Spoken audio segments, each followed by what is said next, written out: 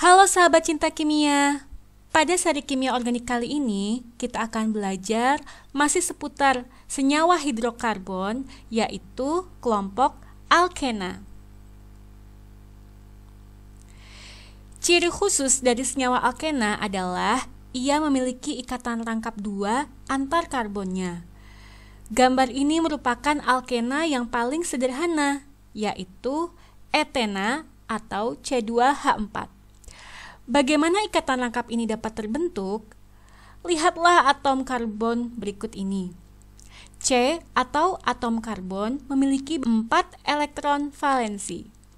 Dari 4 elektron valensi ini, 1 elektron berikatan kovalen dengan elektron pada atom hidrogen. Yang satu lagi berikatan kovalen dengan elektron dari atom hidrogen yang lain. Sesuai dengan aturan Lewis, 2 elektron sisanya akan berikatan kovalen dengan karbon yang lain. Demikian juga 1 elektron dari karbon yang lain ini akan berikatan dengan hidrogen. Dan hal yang sama juga terjadi untuk elektron yang berikut ini juga akan berikatan dengan elektron dari hidrogen secara kovalen. Kalau kita tuliskan struktur molekulnya dengan garis mewakili pasangan elektron ikatan, maka dengan jelas dapat kita lihat adanya ikatan rangkap 2 antar karbon seperti ini. Adanya gaya tolak antar elektron ikatan membuat alkena ini stabil membentuk sudut 120 derajat. Senyawa jenis ini juga disebut sebagai senyawa hidrokarbon. Karena ada yang masih ingat dari pembahasan tentang alkana? Ya, hidrokarbon berarti senyawa yang hanya terdiri dari karbon dan hidrogen. Jadi, alkena termasuk juga ke dalam klasifikasi senyawa hidrokarbon. Lalu, apakah ciri khusus dari alkena ini?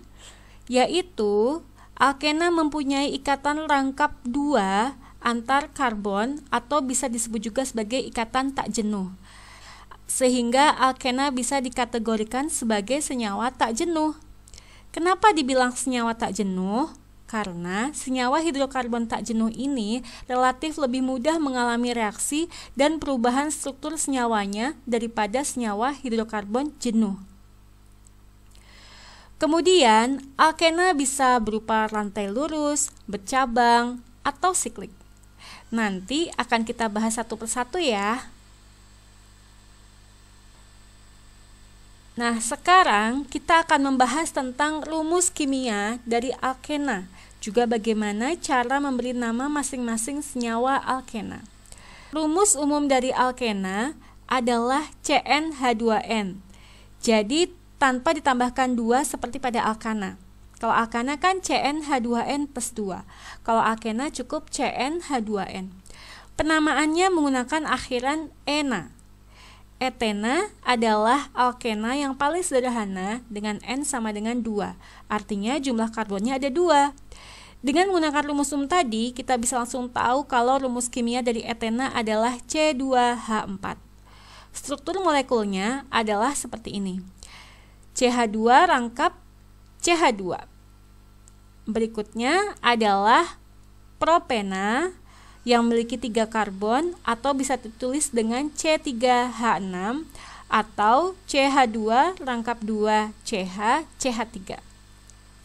Begitu juga dengan butena yang punya 4 karbon atau C4H8 dan dapat dituliskan dengan CH2 rangkap 2 CH CH2 CH3.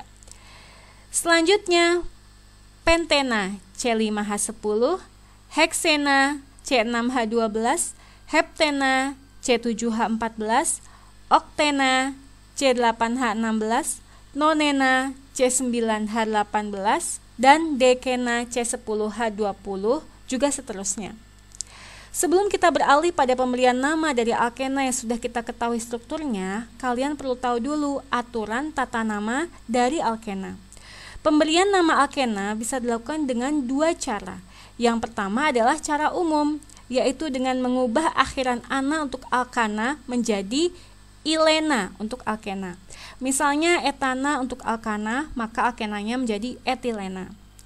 Yang kedua adalah cara IUPAC atau yang sudah distandarkan, yaitu mengubah akhiran ana untuk alkana menjadi akhiran ena untuk alkena. Misalnya etena. Sampai situ sudah jelas. Nah, selanjutnya bagaimana kalau ada dua ikatan rangkap? Maka akhirannya menjadi diena. Kalau tiga menjadi triena, dan seterusnya. Sekarang bagaimana jika ikatan rangkap itu tidak terletak di ujung, tetapi di tengah? Berarti perlu diberikan nomor atom yang mengikat rangkap yang paling dekat dengan ujung atau yang paling kecil nilainya dalam rantai alkena.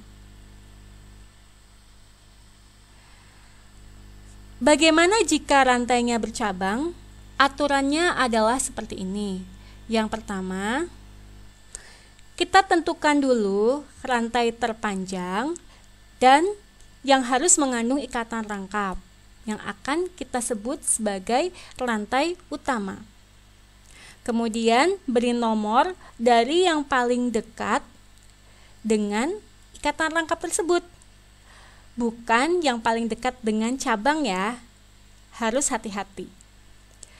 Lalu urutan penulisannya diawali dengan nomor cabang, nama cabang, nomor ikatan rangkap, dan yang terakhir adalah nama alkena. Perhatikan contoh ini. CH3, CH ikatan rangkap, C, CH2, CH3, CH2, CH2, CH3.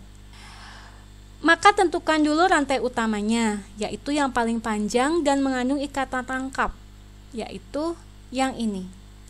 Lalu tentukan cabangnya, berarti ini ya, gugus etil. Lalu beri nomor dimulai dari yang paling dekat dengan ikatan rangkap, berarti 1, 2, 3, 4, 5, dan 6. Lalu nomor cabang, dan cabang tersebut ada di karbon nomor 3. Lalu tentukan nomor karbon yang mengikat karbon lain dengan ikatan rangkap yang paling dekat dengan ujung, yaitu nomor 2. Dari sini bisa kita beri nama, yaitu 3 etil 2 heksena. Contoh lagi, CH3, CH ikatan rangkap, C, CH3, CH ikatan rangkap lagi, CH, CH2, CH3. Yuk tentukan rantai utamanya adalah yang ini, yang paling panjang dan mengandung ikatan rangkap. Lalu beri nomor 1, 2, 3, 4, 5, 6, 7. Ada 7 atom karbon pada rantai utama. Nah, ini ada 2 karbon-karbon yang berikatan rangkap, yaitu pada karbon nomor 2 dan nomor 4. Metil ada di nomor 3, sehingga nama senyawa ini adalah 3-metil 2,4 heptadiena, karena ada 2 ikatan rangkap.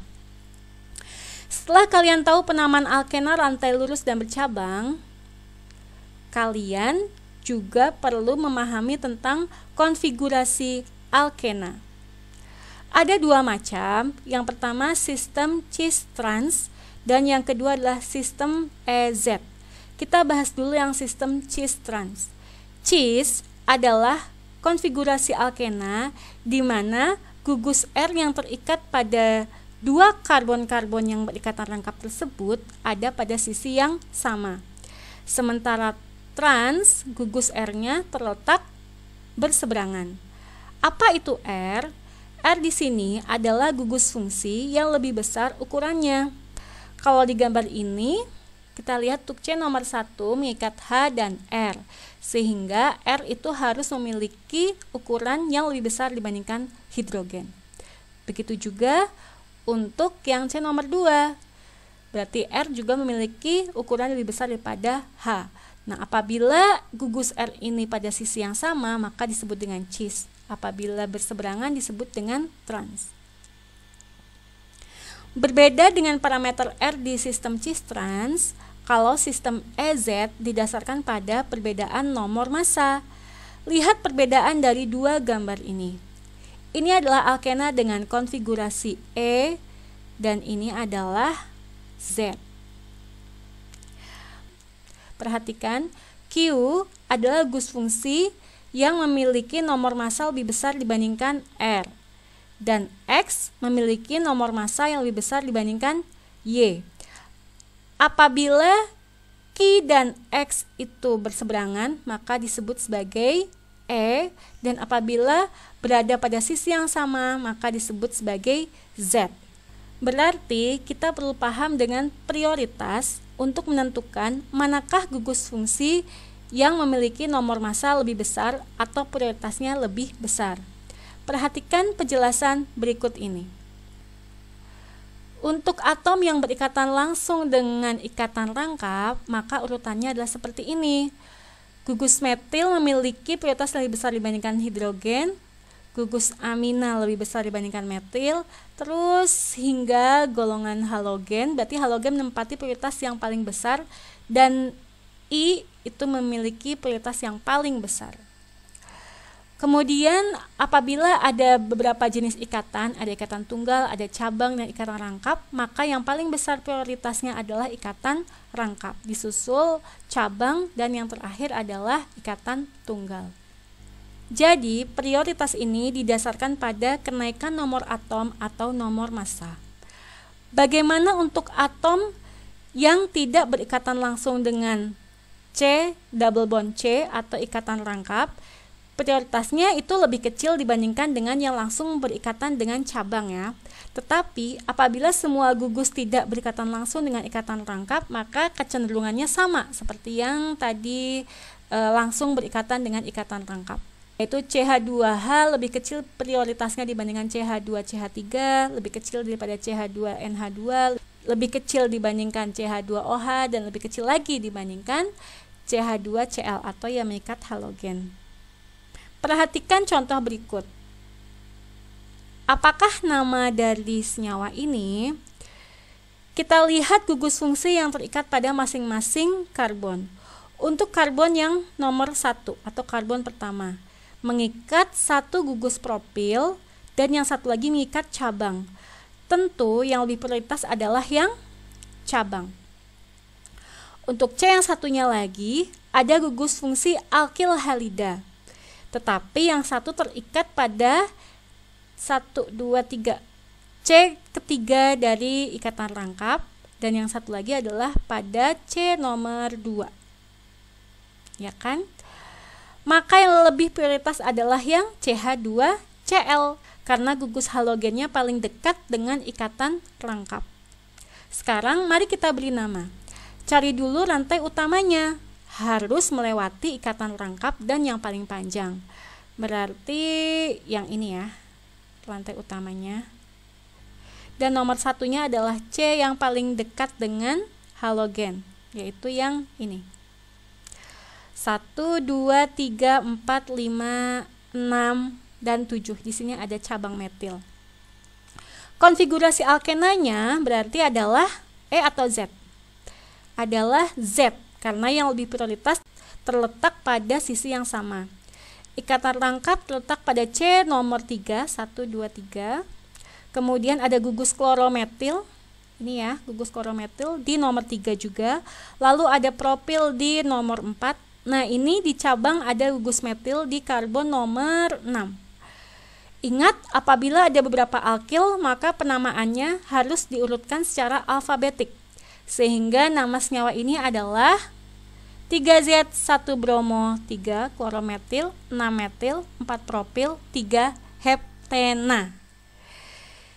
Nah, sampai sini dulu. Bagaimana teman-teman? Tidak sulit kan? Sekarang tinggal banyak latihan. Semoga kalian semakin sukses. Selanjutnya kita masih akan belajar tentang aturan dan penamaan alkena yang berbentuk siklik, reaksi-reaksi yang melibatkan alkena, dan juga sifat-sifatnya. Nantikan di video selanjutnya ya. Sampai jumpa.